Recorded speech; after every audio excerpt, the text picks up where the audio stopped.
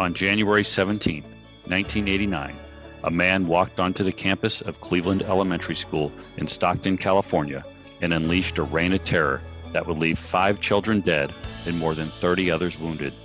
The mentally disturbed perpetrator, Patrick Purdy, spent his childhood in and out of the foster care system and had a long criminal record and history of drug use and mental illness. Most of the students at Cleveland Elementary School were refugees that had sought safety in America after fleeing the Khmer Rouge or escaping the aftermath of the wars in Laos and Vietnam.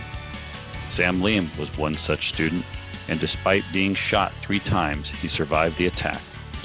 Sam will take us back to that tragic day and talk about how it impacted his life and the lives of others. Sam is now focused on his passion for pets and is the proprietor of Sam & Sons, Serpents, and Bullies. So everyone, we're gonna do things a little different this week. If you haven't listened to the episode with Vanna I recommend that you do. During that episode, we touched on the gang violence happening in, Central and Northern California, Fresno, Stockton, Sacramento, the Bay Area, what have you, back in the late 80s and early 90s. And during that interview with Vanna, I mentioned an incident. It happened when I was about 14 and I was living in the area. And of course, it took our local news over, but we called it the Stockton Schoolyard Massacre. It's sometimes referred to as the Cleveland Elementary School shooting. But it happened in 1989. Like I said, I was about 14 years old. And after the interview with Vanna, Ko and I were talking, and Ko had told me he hadn't heard of it. And I was really shocked because, of course, living in the area, we all heard of it. It was a big deal. But much of the country, I then found, asked other people, they had never heard of this incident. And it was one of the most violent, attacks, I think, in U.S. history on a school. And it largely targeted Southeast Asian students. And we'll talk about that a little bit. So the perpetrator was named Patrick Purdy.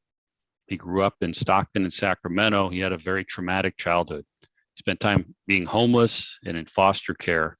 He attended Cleveland Elementary School from kindergarten through 2nd grade, actually, before his family moved him up to Sacramento. He later, as a teenager and adult, he had a history of mental illness, drug use, criminal behavior. He had multiple attempts of suicide. And one of the things that he openly would rant about and talk about as an adult was his hatred for the wave of Asian immigrants coming to the area. And specifically, for those of you who know Stockton, Sacramento, Fresno, it was Southeast Asian immigrants from the wars in Vietnam, Cambodia, Laos. Those areas, he felt that they were taking jobs from people like him or what have you, but he would talk openly about this.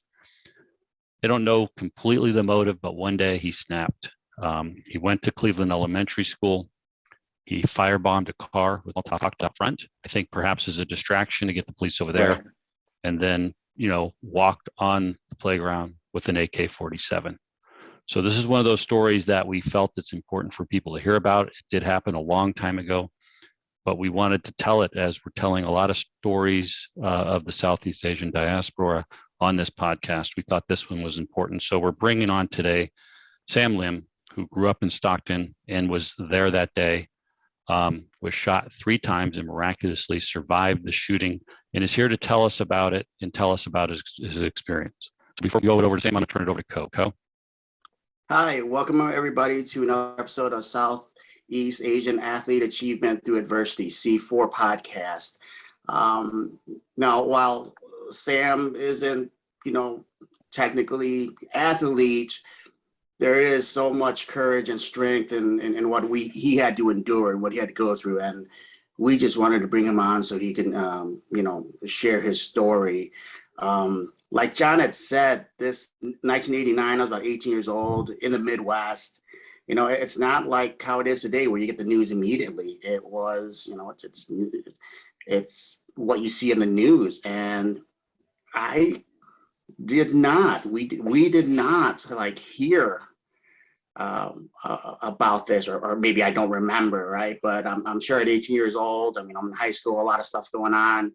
You hear about, tragic events like this. And, I just think that this story, needs to be told, So Sam, welcome to the show. Let me first ask you about your family's immigration from Cambodia and early childhood of yours.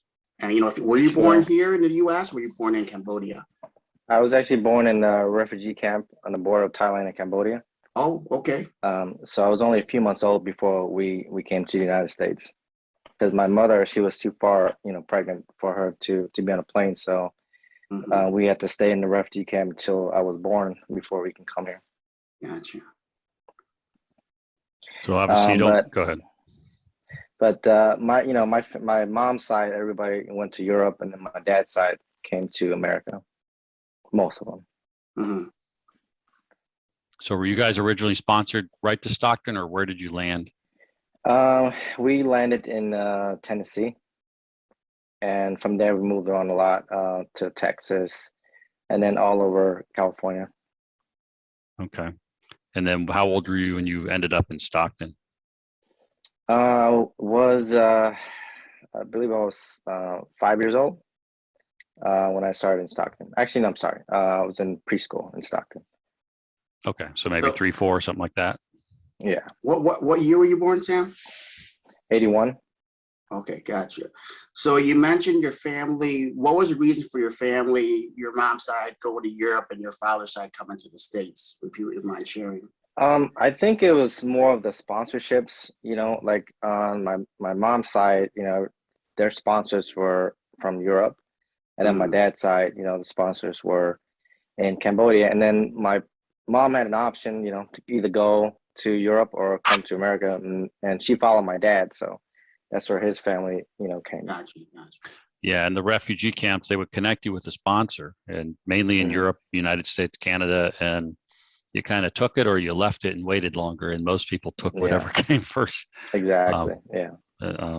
Not that Europe's a bad option. They're both great options, especially compared to the camp. So you were a young child. So your first memories, I'm guessing, are in Stockton, right? Because you were pretty little before that. Yeah. Exactly. Okay. Well, so, you started elementary school, I assume, at Cleveland Elementary School? Yeah. Kindergarten there. Tell us about, you went there, for a while without incident, but tell us, how did that day start out, January 17th, 1989? What was it like that morning? It was cold morning, and it was a normal day.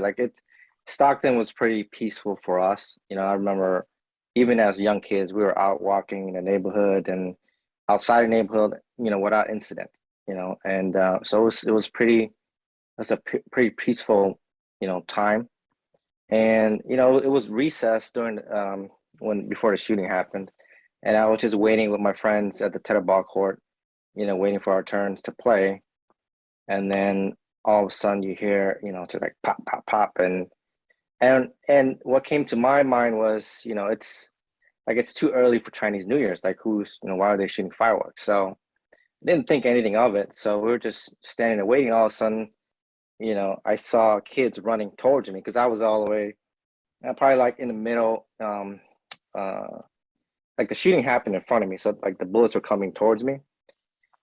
So the kids are all running and everybody's panicking. We don't know what's going on. And I'm just standing there, just trying to figure out what's going on. And all of a sudden there was a kid that was standing next to me. He started, feeling around in his stomach. And what happened was he got shot in the stomach and he was just kind of in shock. We didn't know it was somebody shooting because we're little kids. How do you that thought come across your mind that you're a little kid and playing in the playground in school and somebody's shooting at you, so he was just standing there and kind of, I remember him just tracing his finger in the bullet hole. And then that's when, all hell broke loose. Kids running, everybody just trying to get into the nearest door, and then I rushed to the nearest door and I just remember standing there just watching the kids are like stumbling on over each other, and the teacher pulling as many kids as he can, into the classroom. And I was still shocked. I just stood there looking, and and it felt like it was like a long time, but it was a matter of seconds. And then by the time I was like, I need to get in the door, but the door was already, closed. Because the teacher he needs to get students in and close the door and protect them. And first thought in my head was like, why did he close his door on me? But next thing is like run around the corner and get into the hallway. And so I ran as fast as I could and I fell. I think I tripped in the mantle. And then when I came to, I couldn't get up. I couldn't walk. I didn't know what happened. So I crawled through the hallway to my classroom.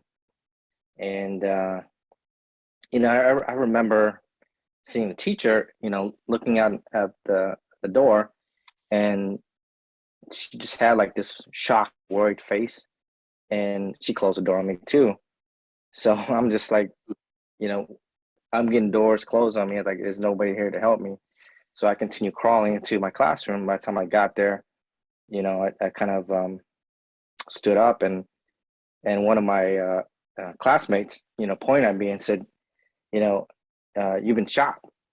And I looked down on my arm and I see blood everywhere, and then on my legs, and I started panicking, and then here comes my teacher. She comes from outside, and she saw that I was injured. She just scooped me up, in her arms, and then carried me to the ambulance. So I mean, between that time, I don't know how much time passed, how long I was knocked out, and by the time I got through, and then next thing I know, I'm in the classroom, and then teacher picks me up, and then there's ambulance outside already.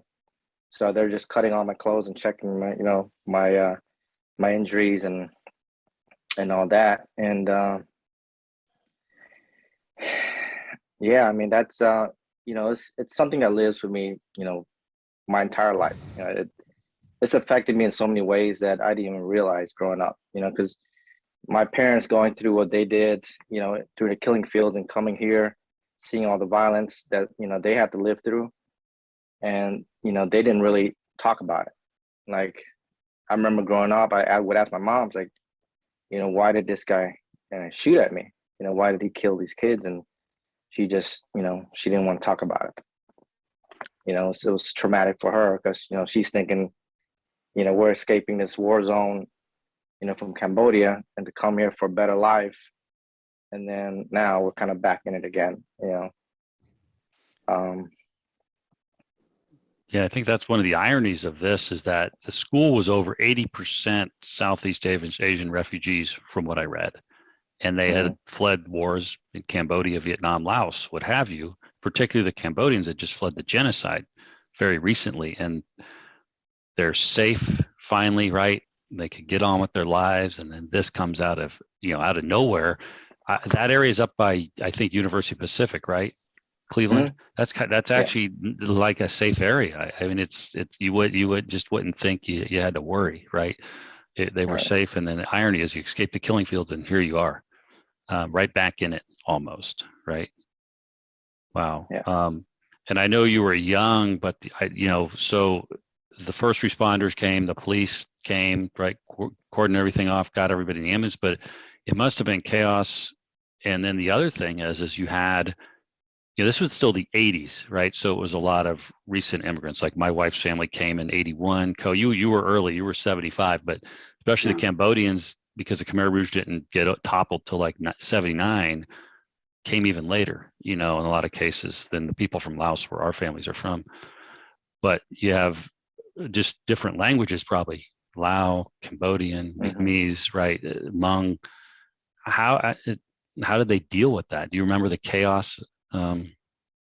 There, to be honest, it's like I don't remember too much about the aftermath, because I don't think it affected me in that way, especially because we didn't really talk about it.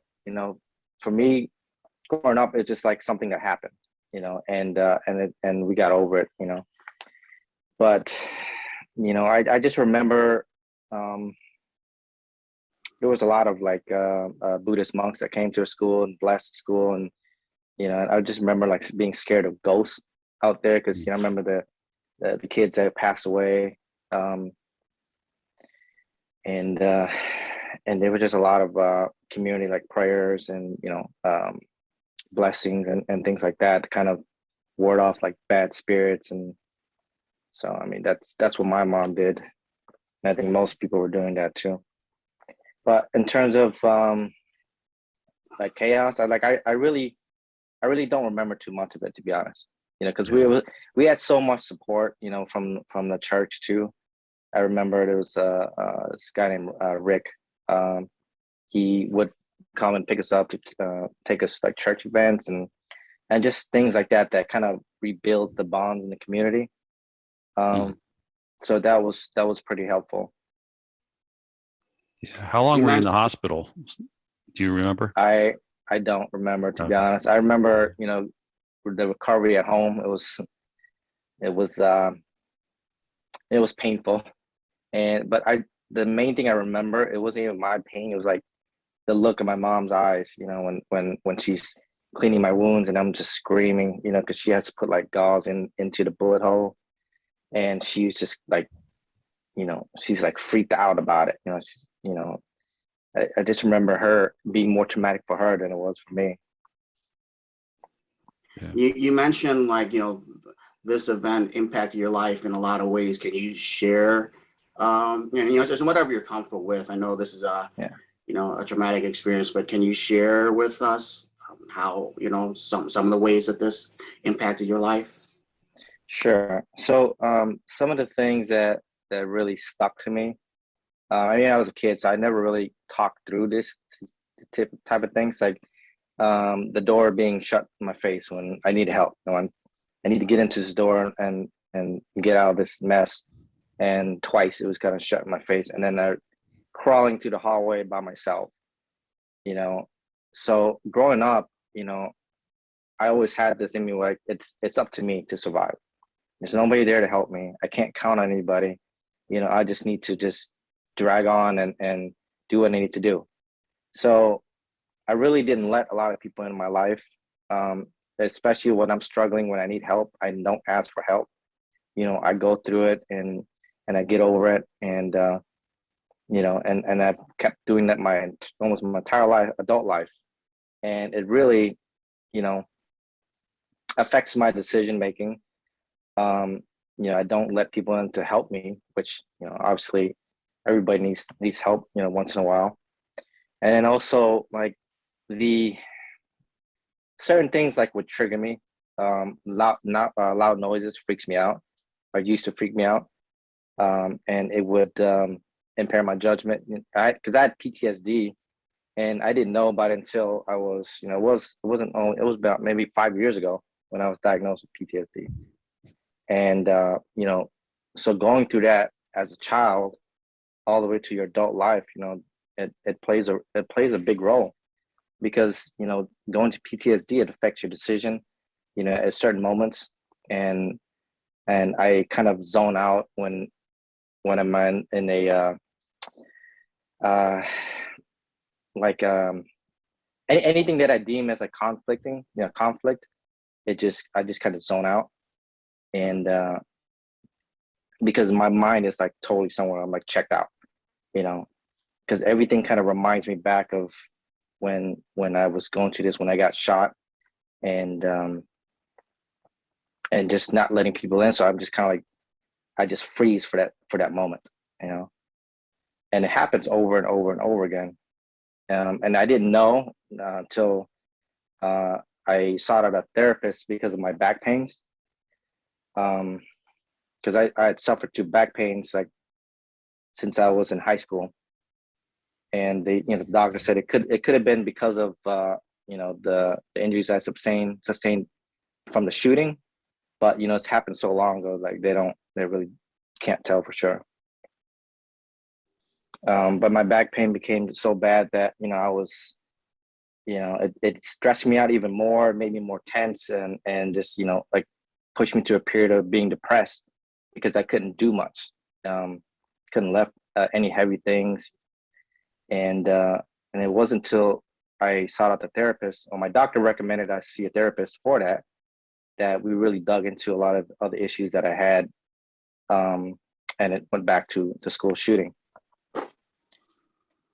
Yeah. Wow. I Wow, mean, yeah, that's rough.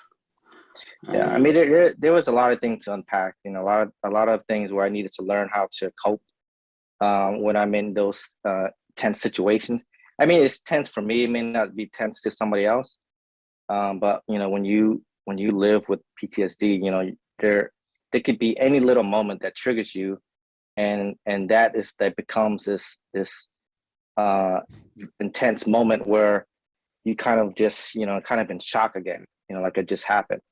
And then with all these school shootings that happens, you know, over and over again, like every time, I just go to a period of depression. You know, just thinking about, you know, what other people are going through. You know, like because I've been through it myself, and I just, you know, think about like all these people, like, you know, I hope they get help, you know, and I hope they know that they're not alone, mm. you know, because I've always felt that, you know, my entire life, like nobody understands what I went through, you know, but there's a lot of people, unfortunately, that do understand, you know, what I've been through. yeah. And you know, we live in an area where there's a lot of shootings, right? Chicago on our Mm-hmm. news. And you hear about kids being hit, right, by a stray bullet or what have you. That must affect you, right? Just Yeah. hearing that. Yeah. Yeah, all the time. I mean, I remember when the Columbine shooting happened, like I had to pull over, you know, I was in my car driving, and I had to pull over. I was like having a panic attack, you know, it just all the memories just came back, you know, all the feelings like it was fresh. Yeah. Were grief counselors available to, you know, students, parents, faculty, after the issue? There were. I remember like when I was in class, they had this big, you know, robotic teddy bear that I would talk to, and the psychologist or therapist is on the other end talking. That's the main thing I remember. But I also remember like them people reaching out to us. But my parents were just kind of like, you know, we don't need this. We're okay, and just Mm. kind of brush it off. So Yeah. Wow. Yeah, being Asian, growing up Asian, that's one thing that I had a hard time understanding. You know, you mentioned you asking your mom, and she wouldn't talk about it. You know, and it's like, yeah, I mean, I've never experienced anything like you, but just like, you know, our mental health, we don't talk about. You know, right. you had a problem, you don't talk about it, you hold it in, like you said, right? And as you Hmm. get older, unfortunately, it goes, in my case, I know I'm not speaking for others, but in my case, it led to excessive alcohol use, right? It's just like that numbed my pain, because that's all Yeah, you wanted to do was numb the pain. yeah. So, For sure. I mean, I've gone through that myself. You know, I was sophomore year in high school, and I'm already an alcoholic. You know, and then as an adult, you know, gambling and all that, and yeah, because you when you do those type of things, you just like you said, just numb the pain. You just your mind is just you don't think about anything else. You know, all your problems, all the stress, and it's just you just focus on the alcohol or the gambling or whatever your addiction is. You know, and that was one of the coping mechanisms, you know, unfortunately. Yeah. Wow. That's intense. And you know, you talked about PTSD. I don't know if they even knew what it was back then, right? Right. It's really more recent. I don't, and when I say recent, probably 10, 20 years that it's even been an illness that they recognize and treat. So that's good that they finally kind of help, you know, diagnose you and help you with that. Yeah. Um, you know, I know there was a 30-year reunion a while back that you Hmm. went to, correct? And I don't Yes. know if, you know, you guys were young, let's face it, 6 years old, 7, 8, you know, but do you know if other people had similar struggles from it? To be honest, like I didn't I reached out to well, over the years I reached out to Cleveland Elementary trying to figure out who my teacher was, kind of to thank her, right? Because she was the hero of my story. Hmm. And you know, I just remember her name as I always thought it was Miss Wednesday, but it's Mrs. Weldon. So when I called and asked, you know, they didn't know who that person was. But I remember I was searching the school shooting on YouTube, and I found a video on there, and then with the credits there was Miss Weldon, second grade teacher. So, and there was an email on there, so I sent her an email and said, hey, I'm looking for my teacher. Just wanted to reach out and say thank you.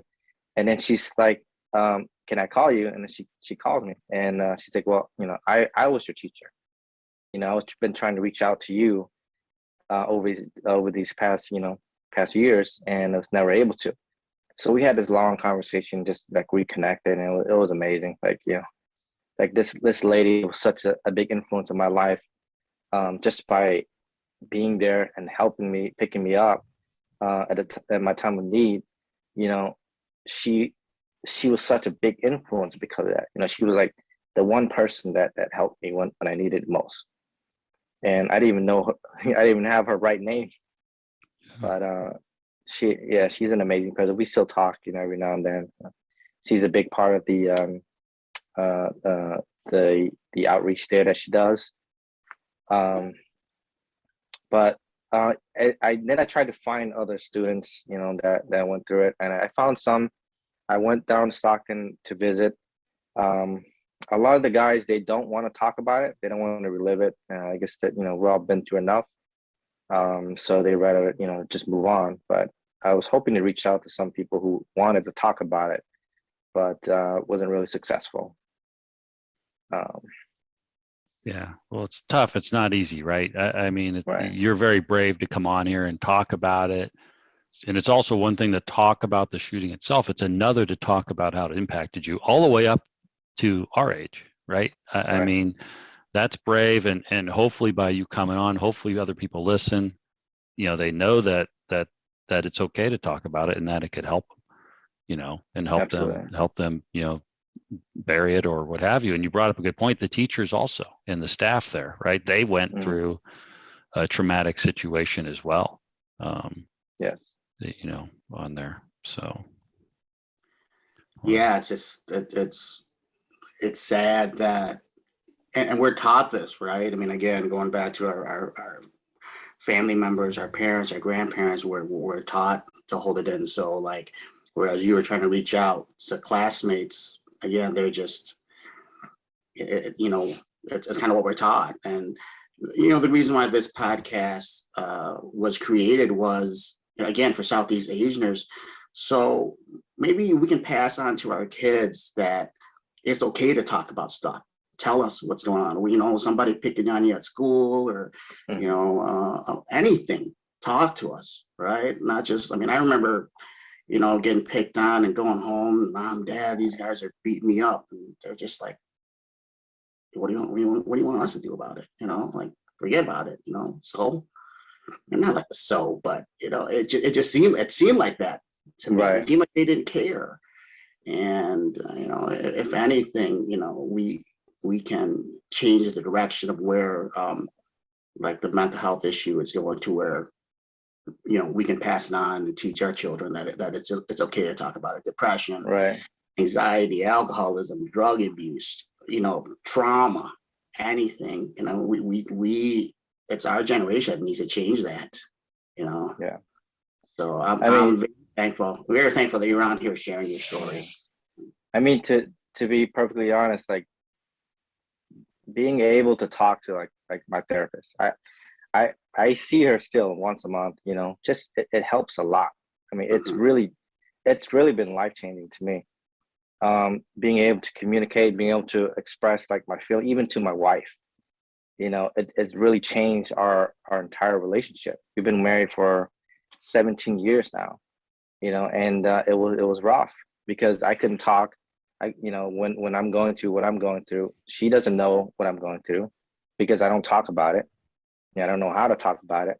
I don't know how, because my thinking the entire time, like, she won't understand anyway, and I remember, it was the 4th of July and we went to my nephew's house, shooting fireworks, and I try to hold it in because, I don't want to show my kids that like fireworks freak me out, so, but I couldn't get out of the car. I had to stay in the car, blast the music up. I told my wife, go ahead and take the kids, let them enjoy themselves. And then these fireworks are boom, boom, boom, like loud, stuff. And I'm in the car, I'm, hyperventilating, and, and I'm just like, I need to go home, and then I tell my wife we need to go home. And she's like, the kids are having fun, just a little bit longer. And then, and I said, fine, but the time feels like it's, it's hours when it's only a couple of minutes that's passed. And so I freak out, I just like, and then I'm getting angry, and it's like, let's go, and drag them into the car, go home. And then she's upset because, like, the kids are enjoying it. So why are you behaving this? But she doesn't know. She doesn't know what I'm going through because I'm keeping all this in myself, and I freak out, and I was like, pull over to the side of the road. I'll walk home, because I was so angry. But I wasn't angry at her. I was more angry at myself, why I feel this, why this, I let this affect me still, why I let this loud noise, like terrify me. So, I made it go home, and like called somebody to come pick me up, and, but the next morning I felt so terrible, like, about myself, I felt like this, so guilty, and just blaming myself for everything. And it's like, I didn't want my kids to see this side of me, but it's a struggle, and I didn't know how to cope with it. It was something simple as 4th of July fireworks. It's just when we celebrate, right? And it's terrorizing to me. Yeah. So we had Chris Dim on, who's a bodybuilder, born in Cambodia. Ko's a bodybuilder as well, professional bodybuilder. They knew each other. And Chris is older than you. He was old enough to remember the Khmer Rouge and the refugee camps. And he actually remembers his uncle getting shot and hearing the bullet and finding the body dead. And there was this light rain, like a misty light rain. He told us up and through his 20s, when he would get that kind of rain, he'd have to go inside. You know what I mean? It would bring back that trauma years and years later. He was probably 6, 7. I can't remember how old when that happened, but yeah, it would come back to him. And you're thinking it's just rain, but Right. it would trigger this reaction in him, and he'd have a similar breakdown or have to go inside, he said. So yeah, it's a real thing that these things can trigger, for sure. Wow. I listened to your story, man. It's like, yeah, you got shot. That's crazy, right? And then but when you mentioned like the doors closing, and then how it affected your life, like, and how you dealt with it, for so long, right? It's great you're seeing a therapist. It's great you still keep in contact, once a month, and just it helps. It does help. I see a therapist, man, and it's a lot better than talking to someone, especially a professional, right? It's not like you're talking to your best friend, because your best friend isn't going to understand. You want your best friend to understand what you mean, right? You want to talk to your brother and sister, but will they understand? Probably not. So when you're talking to a professional, it does help. Yeah. Yeah, especially like for me, she's helped me to understand, where a lot of these thoughts and feelings are coming from. Like I don't understand, why am I this way? I don't understand why this upsets me. Like it just kind of opens it up, and like, okay, I see where this is coming from. And then when you see it, that gives you the opportunity to kind of to change things. If once you identify what the issue is, then you can change it. If you don't know, then you're just struggling through it and just going through this over and over and over again because you don't know how to fix it. Well, that's exactly the part. It's what you don't know that gives you that anxiety, right? Right. Once you know the answer, once you know what it is, you're able to process it and work through it. But a lot of times, why am I feeling this way? And you don't know. Right. Yeah, for sure. Wow. It's intense. No doubt. Have you told your kids about your history here, and how difficult is that? we've talked about it. Like my oldest went with me to a 30-year anniversary. You know, he saw Okay. me, doing interviews and speaking, on stage. They didn't really know that part of my life. Most people don't.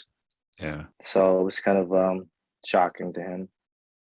But I'm pretty open with my kids, and just if they have any issues, or we talk about it.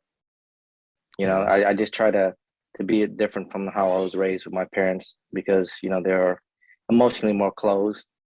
I just try to be more open. Yeah. Yeah, Well, that's breaking the cycle, man. Yes. That's awesome. yeah, it's not uncommon for people who went through the Khmer Rouge, especially, right? There's so much trauma. They're just not comfortable talking about it. And I'm going to give a plug for Dorothy Chow.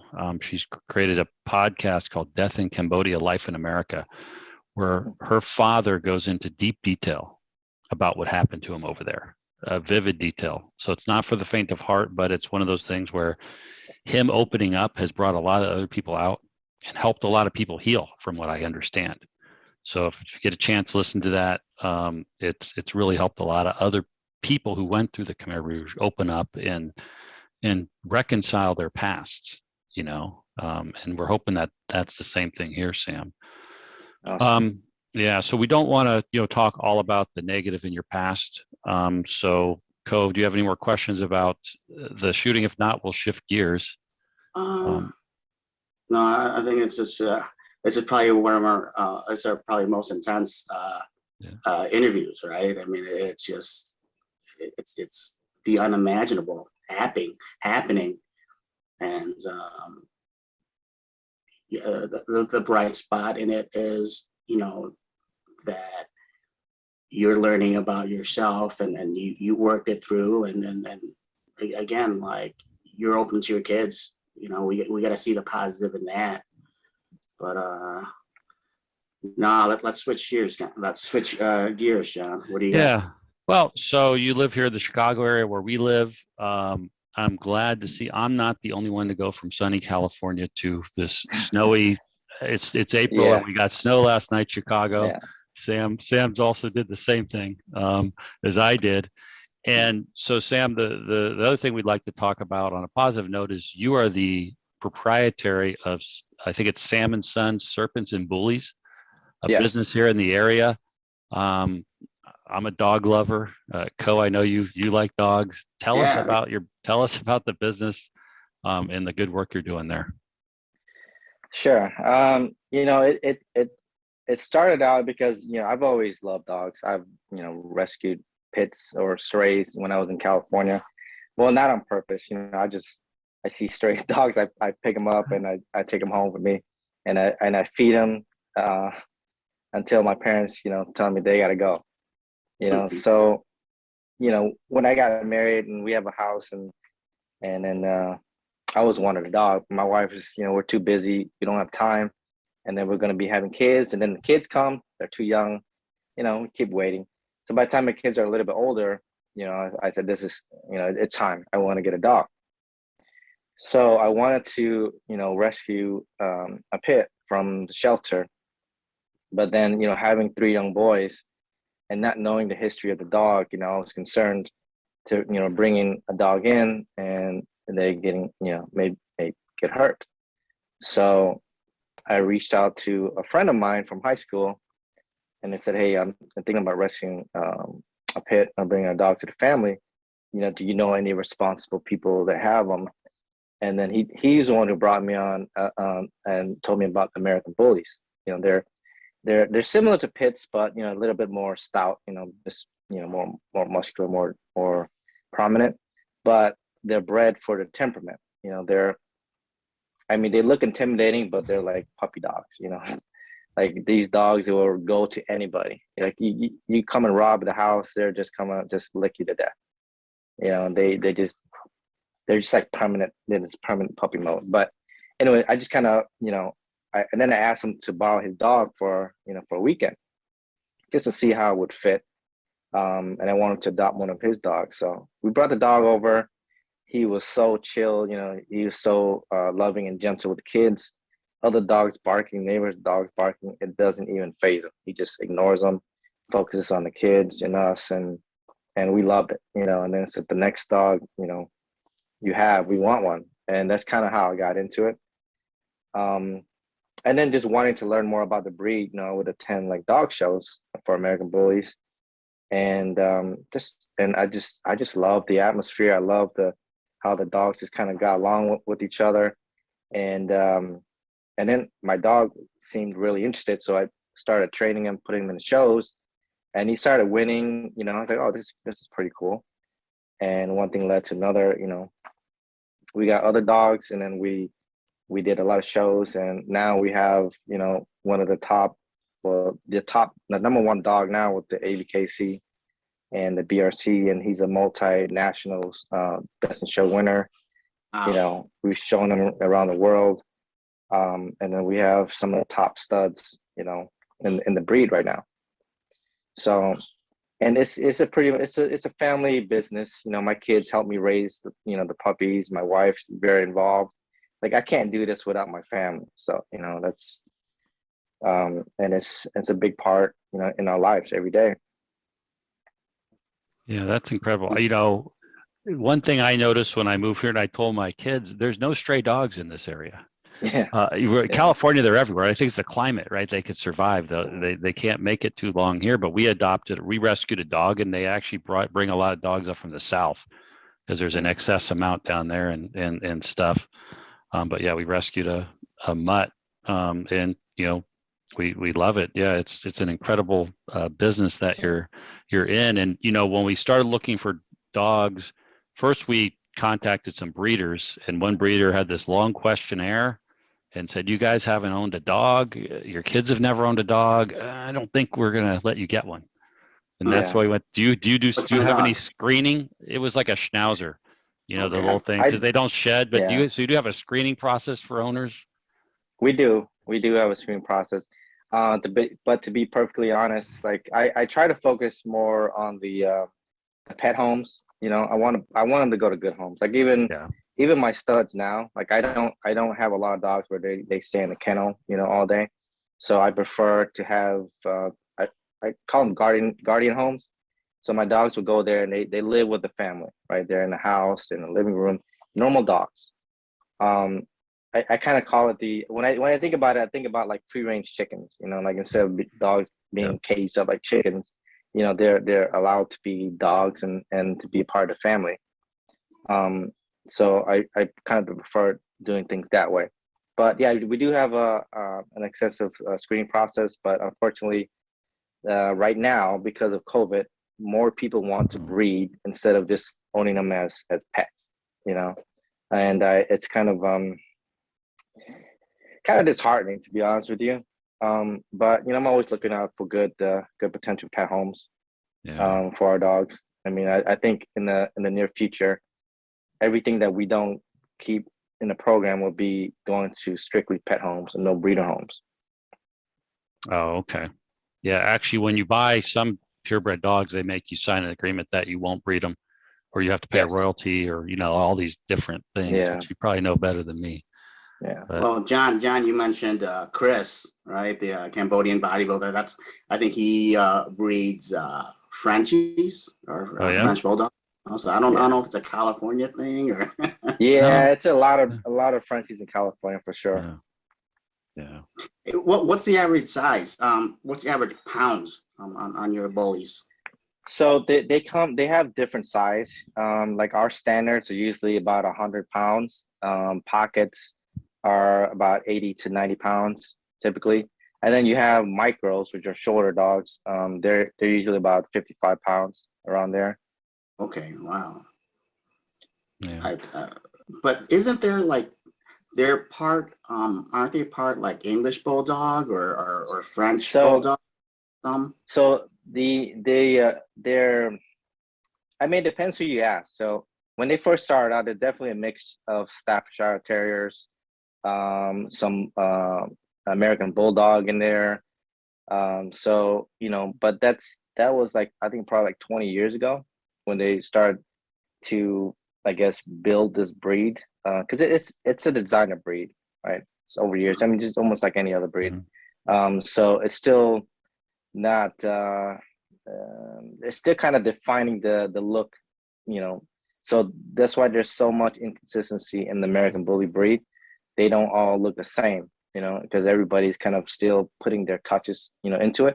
But it's right when you do a DNA test, we use Embark. They identify it as American Bully and no other breeds. You know, you won't see Staffordshire Terrier on the DNA, you know, because it's so far, you know, bred now that it's identified as its own breed. But, you know, back when it first started, yeah, I'm sure there was a mixture in there. Right. Yeah, that's awesome. That's awesome. It's a family business. I mean, I know dogs are therapeutic as well. Yeah. You know, like funny story again, coming from the Asian household. I had a dog that, you know, I was like, I don't know, depressed at the time. I ended up getting like a pug, right? And then, you know, as I get attached to it and things are going great, you know, I was like, you know, mother wants you to get rid of it. You know, it's just like, man, just not having that understanding, you know, or like my dad had heart issues, and the dog would just, you know, would calm him down, and he'd take the dog for walks and stuff. But again, I don't know what it is with Asian mothers, man, but like it had to go, you know. Yeah, my Too much mom. noise, it stank. I don't know. But yeah, my mom was kind of against the dogs too in the house. Well, she just, you know, like owning another life, you know, that was her thing. She didn't agree with it. yeah, I think it's the Buddhist side. It is, and that's why when you go over there, there's a lot of stray dogs and things, right, in the towns, the villages. We went to see my wife's family in Thailand. There's dogs everywhere because they you know, like here they'll round them up and destroy them. It's not right. They don't do that there. They're sort of like respected, for sure. So last question, Sam, before we let you go. So the serpent side, is there something behind that? You're breeding snakes, or is that just part of the name? That was a big part of my life. So it's because I used to have quite a few snakes. I think it was over 200 at one point, all pythons. Okay. You know, and that was therapeutic to me because they had their own snake room, you know, everything, and I go in there and I just love to just go in and clean and just, you know, I mean, you really can't play with them much, right? You're just gonna hold them, but I don't know what it is, but maybe it's just the cool. They're kind of cool to the touch, and they're slick. You know, it's kind of calming to me. So I had a massive collection. So that was, you know, and my wife, she was terrified of snakes, but she knows how much, you know, I kind of enjoyed how much it calmed me down. So she let me do whatever, you know, I'm gonna do. But I